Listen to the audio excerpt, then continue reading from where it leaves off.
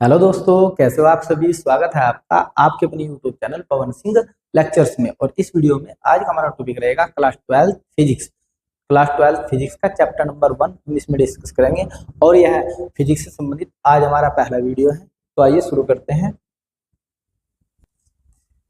Class 12 chapter number 1 है विद्युत आवेश तथा क्षेत्र, electric charge and field.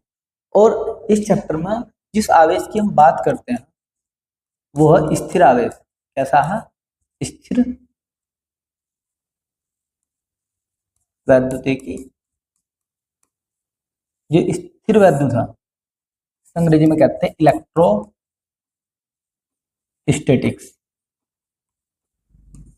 Electrostatics के अंदर फिजिक्स के दो चैप्टर आते हैं। पहला आता है आप लोगों का विद्युत आवेश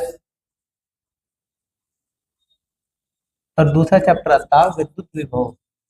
विद्युत विभव क्यों आते हैं? क्योंकि जिस आवेश का हम इन चैप्टर में अध्ययन करते हैं, जिस आवेश की हम बात कर रहे हैं ना, वो बिल्कुल रेस्ट पोजीशन पर स्थिर आवेश है। इस चैप्टर में हम पढ़ते हैं स्थिर आवेश। कैसा आवेश पढ़ते हैं? स्थिर आवेश। चार्ज एट रेस्ट पोजीशन, यानी कि जो चार्ज होगा वो बिल्कुल रेस्ट होगा, स्थिर होगा, फिक्स होगा एक स्थान पर। यानी कि जो यहाँ पे हमारे पास में चार्ज है, यदि हम इसकी बात करते हैं तो जो इसका वेग होगा, स्पीड होगी, वह बिल्कुल क्या होगी? जीरो। v बराबर कितना होगा? यहाँ पे जीरो होगा, यानी कि जो इसकी वेलोसिटी होगी, वेग होगा, वो कितना होगा?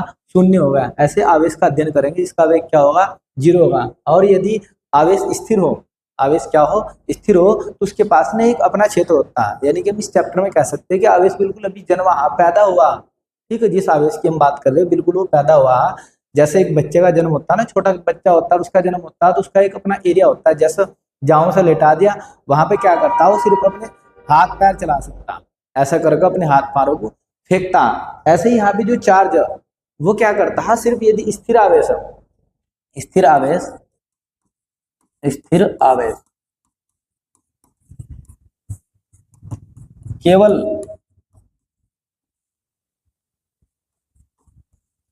विद्युत क्षेत्र उत्पन्न करता है। यह एग्जाम से बहुत बनता है क्वेश्चन कि स्थिर आवेश क्या उत्पन्न करता है। तो स्थिर आवेश सिर्फ और सिर्फ विद्युत क्षेत्र उत्पन्न करता है। क्या उत्पन्न करता है? विद्युत क्षेत्र। अब क्वेश्चन उठता है कि आवेश है क्या? Charge. What is charge? Charge क्या है? चार्ज के बारे में आपसे पूछा जा रहा है। यदि हम चार्ज की बात करते हैं तो ये किसी भी तत्व का, सॉरी, ये किसी भी वस्तु का, किसी भी वस्तु का वह भौतिक गुण,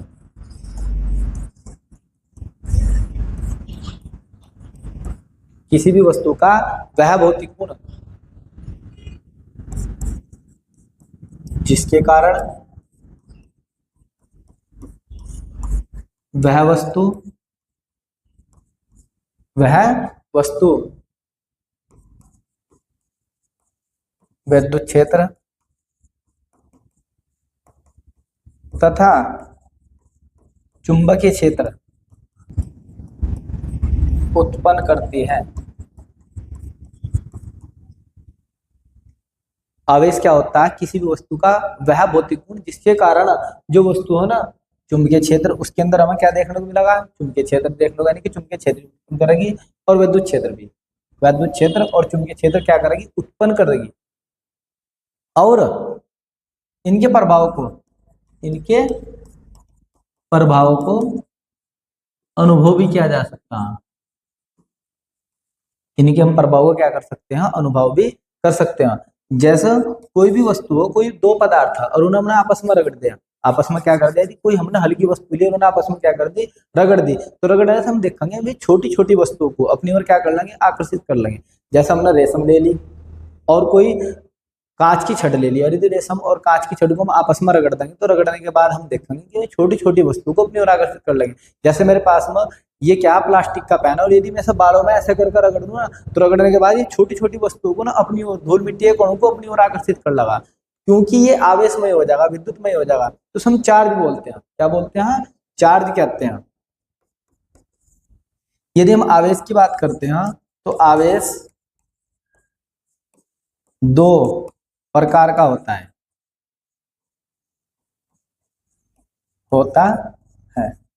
यदि आपसे पूछे जाए आवेश कितने प्रकार का होता है, तो आवेश दो प्रकार का होता है।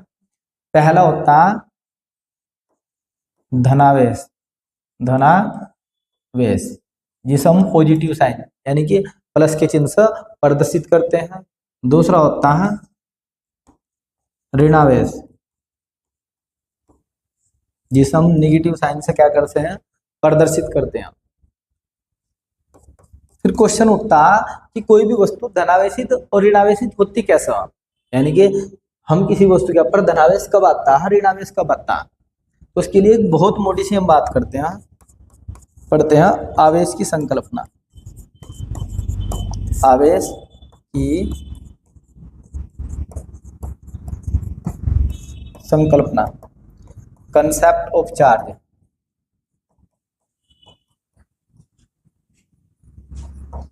कंसेप्ट ऑफ चार्ज की हम बात करते हैं।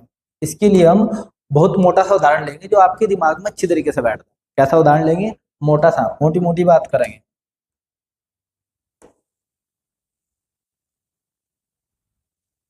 तो भाई मोटी बात करते हैं, मोटी बात जो आपकी समझ में आती है। इसके लिए हमने एग्जांपल लिया सोडियम, और केमिस्ट्री में पढ़ाई होगा आप लोगों ने सोडियम के बारे में। जो सोडियम होता है उसका परमाणु क्रमांक कितना होता है? 11। तो परमाणु क्रमांक होता है इसका 11, तो सोडियम 11 पर होता है। और क्लास 10th में पढ़ाया जाता है कि किसी भी तत्व के भौतिक एवं रासायनिक गुण, किसी भी तत्व के भौतिक एवं रासायनिक गुण उसके परमाणु क्रमांक के आवर्तित फलन होते हैं। यदि आपने आधुनिक आवर्त नियम पढ़ा हो, क्योंकि आधुनिक आवर्त नियम ने कहा था यदि किसी तत्व के में रासायनिक और भौतिक प्रॉपर्टी जाननी है ना, तो उसका परमाणु क्रमांक बताया उसकी प्रॉपर्टी। तो इसलिए जो परमाणु क्रमांक है इसी के अंदर सब छिपा रहता। परमाणु क्रमांक ये बताता कि इसके अंदर इलेक्ट्रॉनों की जो संख्या वह कितनी है? 11 है। प्रोटोनों की जो संख्या वो क्या है? 11 है। प्रोटोन को धनात्मक, प्रोटोन पर धनावेश होता है, इलेक्ट्रॉन ऋणावेशित होता है। इलेक्ट्रॉन एक ऋणावेशित कण, जबकि प्रोटोन एक धनावेशित कण है, इसलिए इलेक्ट्रॉन को ऋणावेश से दर्शाया और प्रोटोन को धनावेश से दर्शाया। यदि मैं बात करूं, यदि अभी सोडियम है इसके ऊपर कोई चार्ज नहीं आया, क्योंकि इसके अंतर्गत प्रोटोनों की संख्या भी और इलेक्ट्रॉनों की संख्या दोनों बराबर है। इलेक्ट्रॉनों की संख्या बराबर है प्रोटोनों की संख्या की, इसलिए इस बॉडी पर कोई भी चार्ज आपको दिखाई नहीं दे रहा। ये भी उदाहरण के रूप में हम बात करते हैं इसके इलेक्ट्रॉनिक विन्यास पर, तो इसका है 281। 281 प्रत्येक तत्व को स्टेबल होने के लिए, स्थायी होने के लिए उसके जो बाह्य कोश है यानी कि अंतिम कोश में इलेक्ट्रॉनिक संख्या 8 होनी चाहिए। यदि किसी भी तत्व के अंतिम कोश में इलेक्ट्रॉनिक संख्या 8 हो तो वो जो तत्व है ना वो स्टेबल हो जाता है, यानी कि स्थायित्व प्राप्त कर लेता है, स्थायी हो जाता है। और प्रत्येक व्यक्ति, दुनिया का कोई भी व्यक्ति हो, वो स्टेबल होना चाहता है, ठीक है। वो इधर से उधर धक्के खाना नहीं चाहता, वो सोचता है कि मैं जीवन में क्या हो जाऊं? स्टेबल हो जाऊं। और ऐसे ही क्या प्रत्येक तत्व, ऐसे ही सोडियम भी, यदि सोडियम को स्टेबल होना तो इसे अपने बाह्य कोश में कितने इलेक्ट्रॉन करने पड़ेंगे? 8। और इसे 8 इलेक्ट्रॉन करने के लिए इस पर 2 रास्ते हैं। पहला रास्ता है उधार, कि उधार ले लीजा। कितने उधार लेने हैं? 7 इलेक्ट्रॉन। कितने इलेक्ट्रॉन? 7 इलेक्ट्रॉन यदि उधार लेना तो उसके बाह्य कोश में कितने इलेक्ट्रॉन हो जाएंगे? 8। दूसरा इसके पास त्यागना, यानी कि ये इलेक्ट्रॉन त्याग भी सकता है। यदि अपने बाह्य कोश का एक इलेक्ट्रॉन यू निकाल द, ठीक है ना, एक इलेक्ट्रॉन क्या कर द, यू त्याग द, तो भी इसके बाह्य कोश में कितने इलेक्ट्रॉन बचेंगे? 8। तो 2 रास्ते हैं। अब इसके पास में 7 इलेक्ट्रॉन, अब ये किसी के पास जाके मुझे 7 इलेक्ट्रॉन दे दो, तो ये काम ज्यादा भारी है। जबकि त्यागना यानी कि एक इलेक्ट्रॉन त्याग कर दानी बन जाओ, ठीक है, अपना बड़प्पन दिखाओ, तो यही काम करता है, एक इलेक्ट्रॉन को त्याग देता है। जैसे ही एक इलेक्ट्रॉन को त्याग देता है तो उसके अंतिम कोश में कितने बचेंगे? 2, 8। तो इसमें क्या होगा? स्टेबल भी होगा, इसकी अंतिम कोश में 8 इलेक्ट्रॉन भी पूरे हो गए। तो इसने आसान रास्ता चुना। प्रत्येक आदमी जीवन में आसान रास्ता चुनता, क्योंकि एक इलेक्ट्रॉन त्यागना ज्यादा ईजी है 7 इलेक्ट्रॉनों को ग्रहण करने की अपेक्षा। तो इसने एक इलेक्ट्रॉन त्याग दिया। यदि मैं एक इलेक्ट्रॉन त्यागने के बाद इसकी बात करूं तो उस पे इलेक्ट्रॉनों की संख्या कितनी होगी? 10। एक इलेक्ट्रॉन छोड़ दिया, जबकि प्रोटोनों की संख्या कितनी है? 11। और यदि हम मैथमेटिकल रूप में से घटाते हैं, 11 में से माइनस के 10 गए तो कितना बचता? 1। तो यदि ये एक इलेक्ट्रॉन त्याग देता तो उसके ऊपर आपको बैलेंस देखने को मिलेगी, प्लस की एक बैलेंस। तो इस प्रकार कोई भी वस्तु यानी कि इलेक्ट्रॉन को त्यागने पर कोई भी वस्तु धनावेशित हो जाती है। आपसे पूछ लिया जाएगा कि कोई वस्तु धनावेशित कब होगी? तो इलेक्ट्रॉन को त्याग कर, यानी कि उसके पास इलेक्ट्रॉनों की कमी है। यदि आपको यहाँ प्लस की इसके माथे पे एक बैलेंस दिखाई दे रही ना, तो ये दर्शा रही कि इसके पास में एक इलेक्ट्रॉन की कमी है या इसने एक इलेक्ट्रॉन त्याग दिया है। तो आपको ध्यान रखना, यदि प्लस की बैलेंस दिखाई दे रही तो एक इलेक्ट्रॉन त्याग देगा। उसके बाद हम दूसरा उदाहरण लेते हैं मोटा सा। Cl, ये कहते हैं होता 17 पर, क्लोरीन होता 17 पर।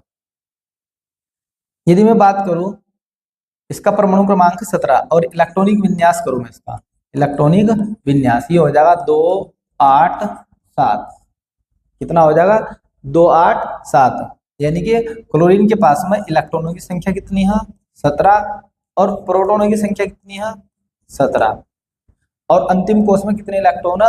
7। इसके पास भी दो काम है, यानी कि दो, या तो एक इलेक्ट्रॉन उधार ले ला या अपने 7 के साथ क्या कर दो? दान।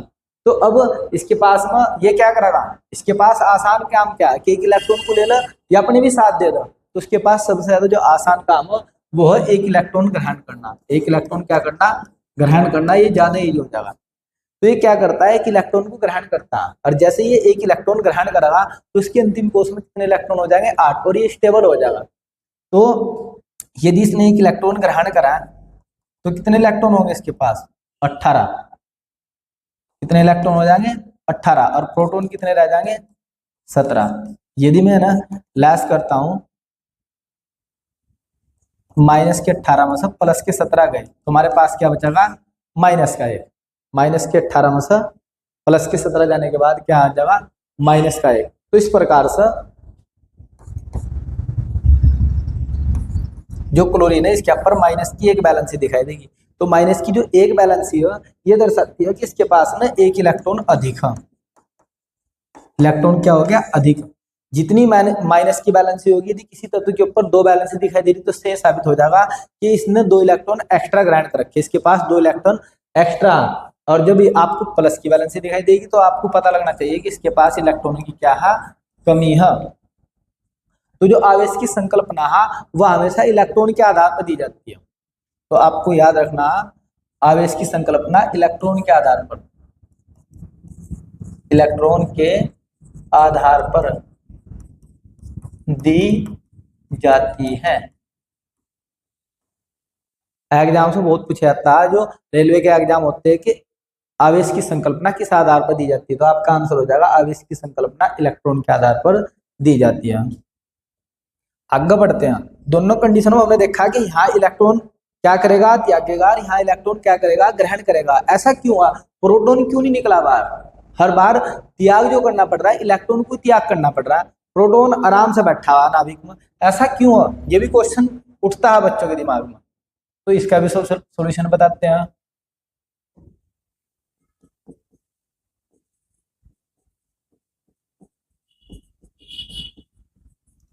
इलेक्ट्रॉन का द्रव्यमान, यदि हम बात करते हैं द्रव्यमान की, इलेक्ट्रॉन का द्रव्यमान होता है 9.1 गुणा 10⁻³ kg। ये होता है इलेक्ट्रॉन का द्रव्यमान। फिर आता है प्रोटॉन का द्रव्यमान। प्रोटॉन का द्रव्यमान mp, ये होता है 1.6276 गुणा 10⁻27 kg।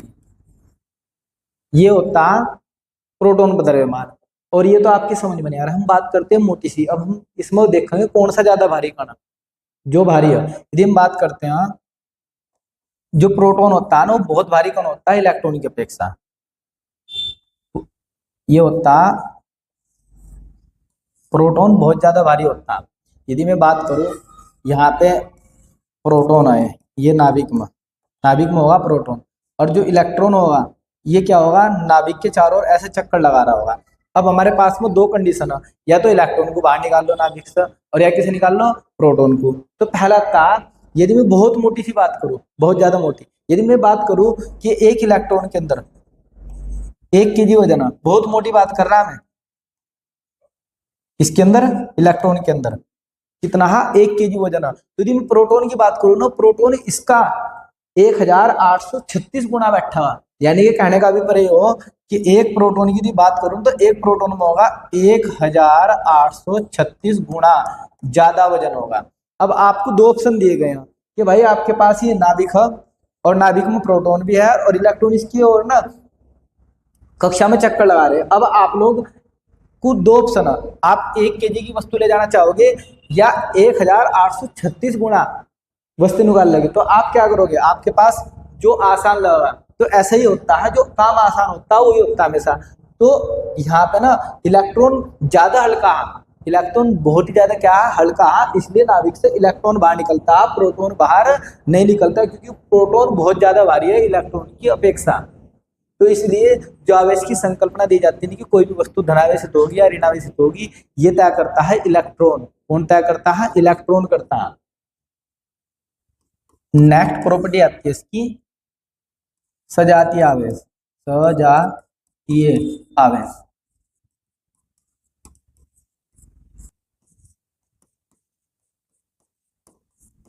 सजातीय आवेश, जो सजातीय आवेश होते हैं ना, वे एक दूसरे को प्रतिकर्षित करते हैं। सजातीय आवेश एक दूसरे को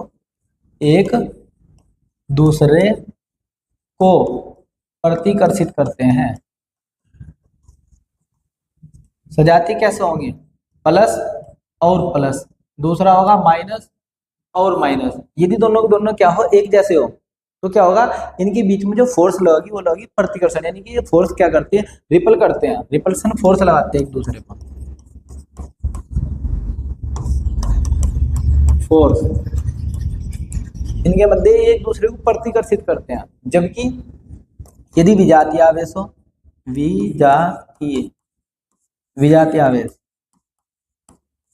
विजातीय आवेश क्या करते हैं, एक दूसरे को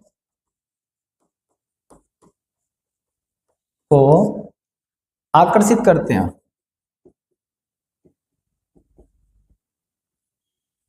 क्या करते हैं, आकर्षित, जैसे कि प्लस और दूसरा हो माइनस, या पहला माइनस हो और दूसरा क्या हो, प्लस हो, तो उनके बीच में जो फोर्स लगेगी क्या लगेगी, अट्रैक्शन फोर्स।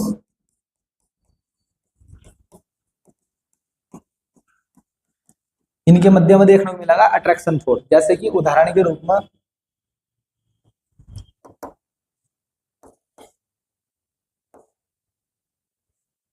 एक तरफ चिंटू, ठीक है, और दूसरी तरफ पिंटू। कौन है, पिंटू। तो यहाँ पे ये भी प्लस चार्ज और ये भी प्लस चार्ज। यदि हम बात करें तो इनके मध्य कौन सी फोर्स लगेगी, यदि बात करें जा, क्या ये दोनों आपस में मैरिज कर लेंगे, क्योंकि दोनों ही क्या है, एक जैसे है, चिंटू और पिंटू दोनों ही लड़के हैं, तो क्या मैरिज हो जाएगा, क्या इनके बीच में लव क्रिएट हो जाएगा, नहीं हो सकता। ये क्या करेंगे, एक दूसरे को रिपल करेंगे, प्रतिकर्षित करेंगे, क्योंकि ये एक जैसे हो गए, क्या हो गए, एक जैसे। यदि हम बात करें, ये होगी भाई चिंटी,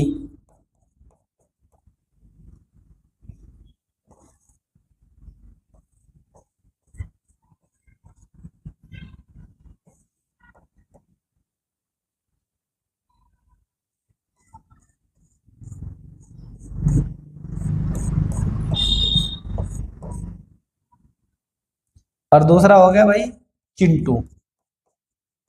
तो हम देखेंगे कि जो चिंटी है यानी कि ऋणावेश, और ये क्या है भाई, चिंटू, यहाँ क्या होगा, यहाँ दोनों के बीच में जैसे ही चिंटू चिंटू को देखेगा तो क्या होगा, इनके बीच में लगेगा अट्रैक्शन फोर्स, यानी कि इनके बीच में एकदम से क्या हो जाएगा, लव क्रिएट, यानी कि फोर्स कौन से लगाएंगे, एक दूसरे को देखेंगे और दोनों एक दूसरे की ओर क्या होंगे, आकर्षित होंगे। तो उसे बोलते हैं अट्रैक्शन फोर्स। क्या बोलते हैं, अट्रैक्शन फोर्स। तो यदि अलग अलग हो इन्हें बोलते हैं विजातीय, यदि एक जैसे होंगे तो कोई अट्रैक्शन नहीं, सिर्फ प्रतिकर्षित। क्या होगा? प्रतिकर्षित। यदि दोनों क्या हो, अलग हो, चिंटी और चिंटू दोनों, इनके बीच में क्या होगा? फोर्स कौन सी लगेगी? अट्रैक्शन फोर्स, यानी कि एक दूसरे को क्या करेंगे? आकर्षित करेंगे। तो आपको ये बात ध्यान रखनी है, जब जब सजातीय आवेश आएंगे तो प्रतिकर्षित करेंगे, और जब जब विजातीय आवेश होंगे यानी कि एक प्लस और एक माइनस, तो उनके मध्य बड़ा प्रेम होगा, एक दूसरे को बहुत ज्यादा आकर्षित करेंगे, अपने आप आकर्षण पास आ जाएंगे। तो ये ध्यान रखना आप लोगों को। नेक्स्ट प्रॉपर्टी आती है इसकी, नेक्स्ट आता आवेशों का योग।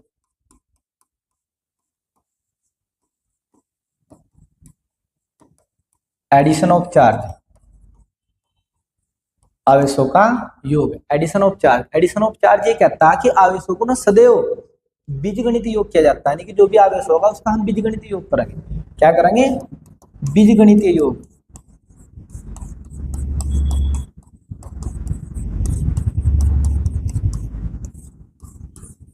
आपसे पूछा जाएगा आवेशों को कैसे जोड़ा जाएगा, तो आपका आंसर हो जाएगा आवेशों का सदैव बीजगणितीय योग होता है। अर्थात बीजगणितीय योग का मतलब है चिन्हों के साथ, चिन्हों के साथ जोड़ा जाता है। यानी कि जब जब हम आवेश को जोड़ेंगे तो जैसा आवेश होगा, जैसा किसी बॉडी के ऊपर आवेश होगा उसे जू का तू जोड़ेंगे। यदि किसी बॉडी के ऊपर ऋणावेश है तो ऋणावेश रखे जाएगा, और किसी बॉडी के ऊपर धनावेश है ना तो आप लोगों को धनावेश ही जोड़ा जाएगा। जैसे मैं कह रहा हूँ ए बॉडी हमारे पास में, ये बॉडी ए है और इसके पास ना 10 कूलाम चार्ज है, जबकि बॉडी बी है हमारे पास में, इसके पास कितना है? 15 कूलाम चार्ज है। तो यदि मुझे एडिशन कर जा, यदि कह जा कि कुल आवेश कितना है, टोटल चार्ज कितना है, तो हम देखेंगे यदि हम निकाल लो Q बराबर Q1 प्लस Q2 फॉर्मूला हो जाएगा, यानी कि हो जाएगा Q1 और ये हो जाएगा आप लोगों का Q2। तो Q बराबर Q1 का मान कितना? 10, और Q2 का मान कितना? माइनस के 15। तो यदि हम घटाते हैं तो Q बराबर हमारे पास बचेगा माइनस के 5 कूलाम। कितना बच जाएगा? 5 कूलाम हमारे पास में चार्ज बचेगा। तो हम कहते हैं कि आवेशों का हमेशा क्या होगा? बीजगणितीय होगा। नेक्स्ट प्रॉपर्टी पढ़ते हैं चार्ज की।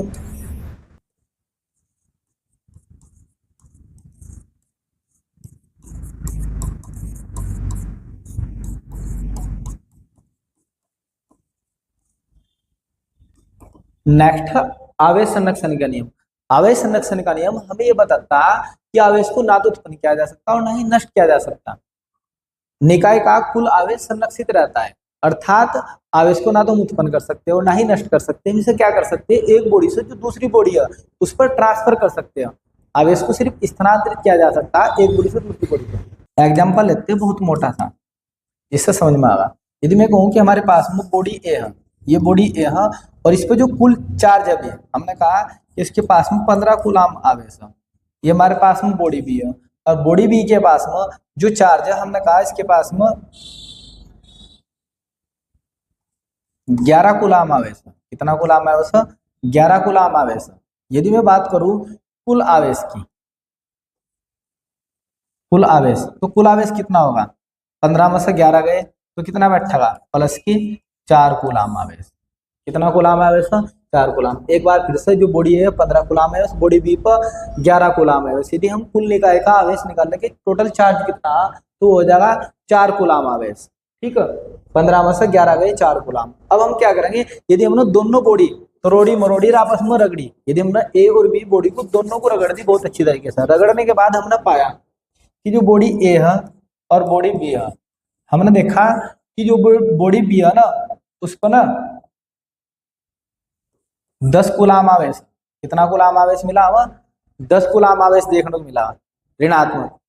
तो ये पूछा जा रहा है कि जो बॉडी ए है उस पर कितना चार्ज है, ये पूछा जाएगा आप लोगों से। बॉडी ए पर कितना चार्ज है? हमने मान लिया कि बॉडी ए पर कितना आवेश होगा? एक्स। हम मान लेंगे एक्स।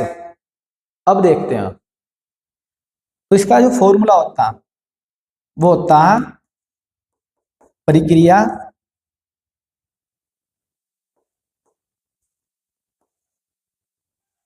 इसका फॉर्मूला होता है परिक्रिया से पूर्व का आवेश बराबर होता है प्रक्रिया के बाद के आवेश के, बाद के आवेश के, यानी कि जो प्रक्रिया से पूर्व का आवेश था और जो प्रक्रिया के बाद का आवेश, तो दोनों आपस में क्या होंगे, बराबर होंगे यदि हम इनका योग करें। तो पहले कितना था, इधर था 15 माइनस 11 जो इधर आवेश है, दूसरी बॉडी पर ए पर कितना आ गया x और बॉडी बी पर कितना है 10 है। तो यदि मैं बात करूं, ये 15 में से 11 गए, कितना मिला प्लस के 4 और x प्लस के 10।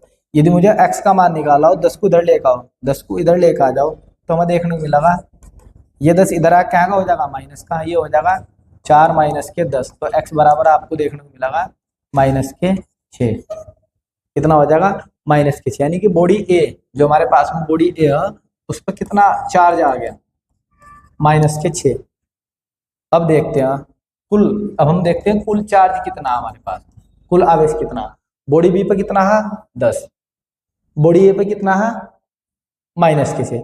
यदि हम कुल आवेश देखकर 10 में से 6 गए, कितना मिलेगा हमें 4, कितना मिला 4। तो आवेश संरक्षण का नियम भी यही बताता है, स्पष्ट करता है कि जो चार्ज है ना तो हम उसे उत्पन्न कर सकते और ना ही नष्ट कर सकते, सिर्फ क्या किया जाता है आवेश का जो कुल मतलब जो निकाय है उसका जो कुल आवेश होता है वो संरक्षित रहता है। अभिक्रिया कराने से पहले, रगड़ने से पहले 4 कूलाम आवेश था निकाय के ऊपर, रगड़ने के बाद ए बॉडी और बी बॉडी आपस में बहुत रगड़ी, तोड़ दी भी हमने देखा निकाय का कुल आवेश कितना है तब भी 4। तो यही हमें बताता है आवेश संरक्षण का नियम।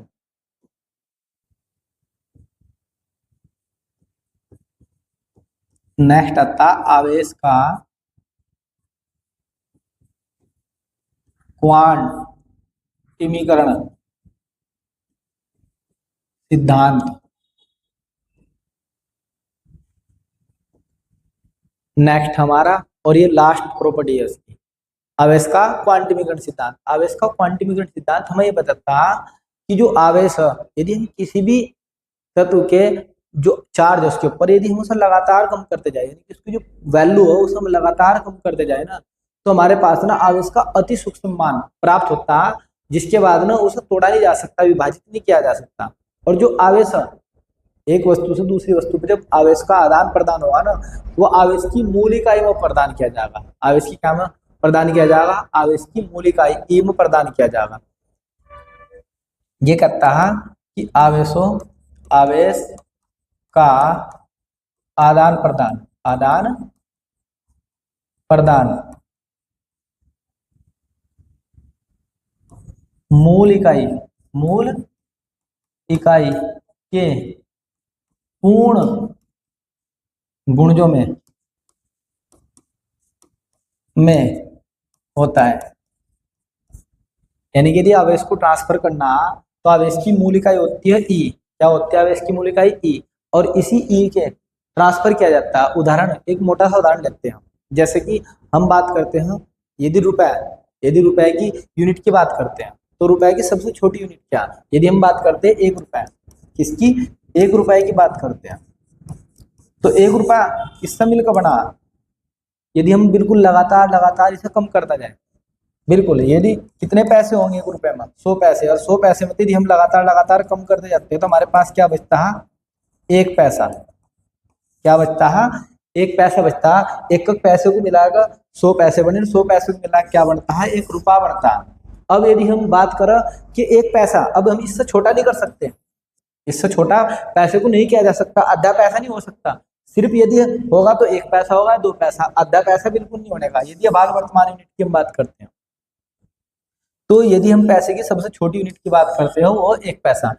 अब हम क्या करेंगे, ऐसा ही आवेश की जो सबसे छोटी यूनिट है वह कितनी है 1.6 गुणा 10 की पावर माइनस 19 कूलाम।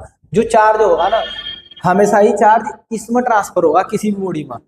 यदि हम कह रहे हैं कि किसी वस्तु पर 5 इलेक्ट्रॉन हमने भेज दिया, ए सर हमने बी वस्तु पर कितने इलेक्ट्रॉन भेज दिया, 5 इलेक्ट्रॉन ट्रांसफर करे, तो उस पर कितना चार्ज जाएगा, तो इसके गुण जो में जाएगा, यानी कि 5 संख्या हो जाएगी। फॉर्मूला होता है Q बराबर NE। क्या होगा Q बराबर NE। यहाँ पे N का मान कितना होगा 1 2 3 4 5 डैश डैश डैश, और E बराबर हो जाएगा 1.6 गुणा 10 की पावर माइनस के 19 कूलाम। ये हो जाएगा E बराबर n होगा पूर्ण संख्या, यानी कि आधा इलेक्ट्रॉन नहीं भेजा जा सकता। हम क्या लगा कि आधा इलेक्ट्रॉन या तो 1 इलेक्ट्रॉन जाएगा पूरा, या 2 इलेक्ट्रॉन जाएंगे, या 3 या 4 या 5, ऐसे पूरा इलेक्ट्रॉन जाएगा। इससे आधा हम कर नहीं सकते, पूर्ण गुणज में जाएगा। जैसे मैं कहूँ कि वस्तु बी पर कितना इलेक्ट्रॉन मतलब कितना आवेश हो गया, तो फॉर्मूला डायरेक्ट लगा, Q बराबर n का मान कितना हो गया 5 और E का मान है 1.6 गुणा 10 की पावर माइनस के 19, 16 पंजे 80, तो हो जाएगा 8.10 की पावर माइनस के 19 कूलाम। यानी किसी वस्तु को जो चार्ज होगा ना वो मैं एकदम से निकाल लेंगे।